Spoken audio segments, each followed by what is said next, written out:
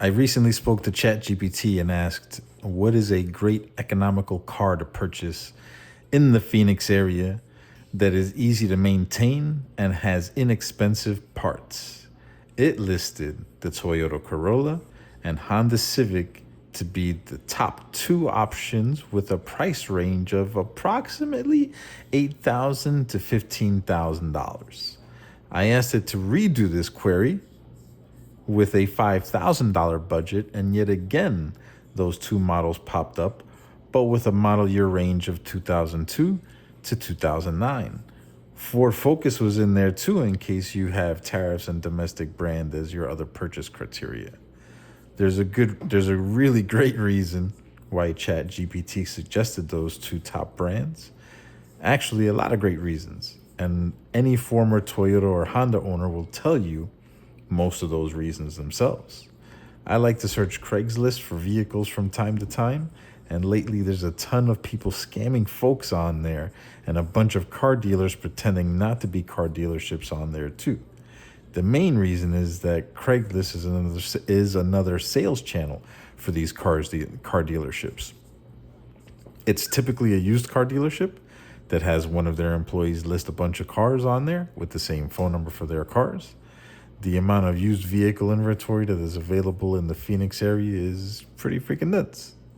Unfortunately, a lot of people still overpay for a vehicle because either they do not properly inspect the vehicle or just do not do the right amount of research before buying a car.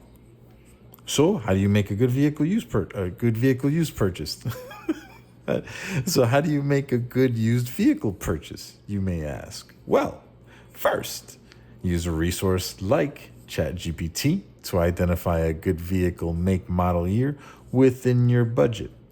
Look up pricing for that type of vehicle on kellybluebook.com or kbb.com so you may see what most dealerships and private party sellers should be selling it for, and make sure you input the correct mileage and as close to the correct options and equipment on it, like a sunroof or leather seats or fog lights or, whatever the case is, 18-inch alloy rims, for example.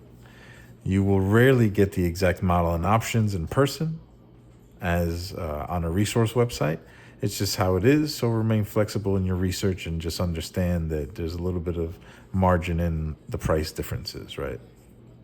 Check Craigslist locally just to see what shows up, because we are in one of the best used car markets in the country. There's a ton of inventory that comes through the Phoenix area. So many vehicles that pass through here. There's a lot of stuff gets sold and resold and resold and resold. So the other good thing is keep in mind that there's not going to be a lot of rust like in places like East Coast, West Coast. Go talk to sellers with the vehicle that you're interested in, but don't be afraid to walk away either. Actually, you'll be better off if you walk away. Step up your negotiating game and have a friend or somebody ask about the same car within 30 minutes before you go or even after you go, and see how the seller is, how much flexibility there is. Start off with $500. See if they're going to go for it right away. Maybe you can get away with $650. Maybe you walk away at $500 and then they go no, or they go to accept it. And you say, you know what? How about another $250? And I'll do it right now. But make sure that you're ready to go for it right away if that's what you really believe in. If you've done all the right research, then yes. If not, read on or listen further.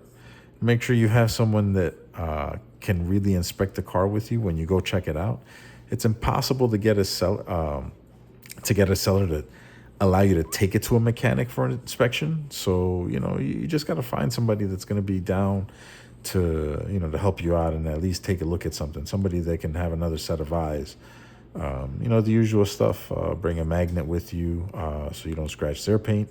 Something that's got a felt tip on there so you don't scratch up the vehicle. But also to make sure that there's no bond or any damage underneath that they might be faking the funk on.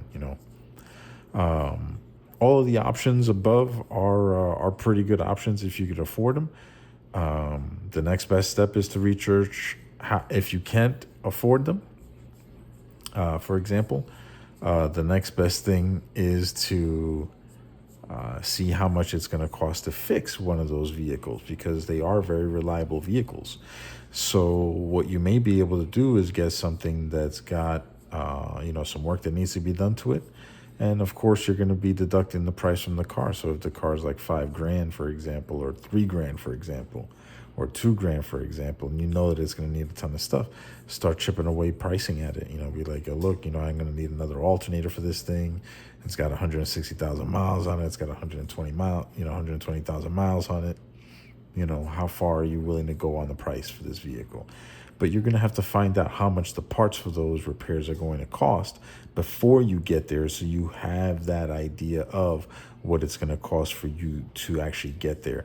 And that in itself is going to save you time, because if it's going to cost more to repair a vehicle than it will to, go with with a different vehicle, for example, that's going to be huge long term. And that's just car ownership, really, at the end of the day, but sometimes when shit's rough, you got to accept that, the good step is to plan for having to make those repairs to the car, and checking which of those cars above have the cheaper parts. Because you're also having to have to take into account the cost to have someone work on those cars, depending on which one of the cars it is, for example. Since the Honda is a Japanese brand, those parts are going to likely be exposed to tariff increases if things became unpredictable on a global supply chain scale, for example. Ford parts might be less expensive, for example.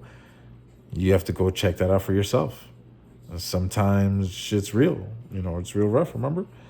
Follow these steps and rinse and repeat when looking for a newly used car or something formerly new, for example.